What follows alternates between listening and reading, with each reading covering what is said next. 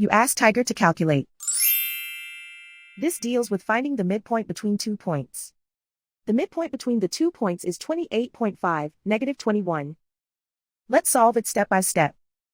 Plot the 2 points and calculate the midpoint using the formula. The coordinates of point 1 are, x1 equals 79, y1 equals 37. The coordinates of point 2 are, x2 equals negative 22, y2 equals negative 79. PM represents the midpoint of the 2 points.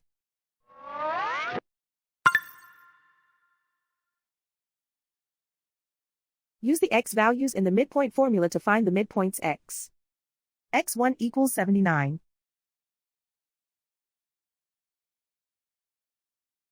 x2 equals negative 22. Simplify the arithmetic.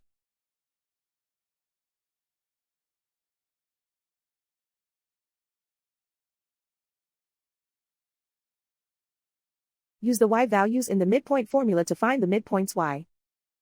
y1 equals 37.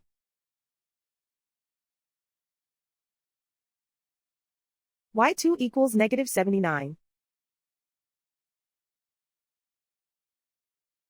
Simplify the arithmetic.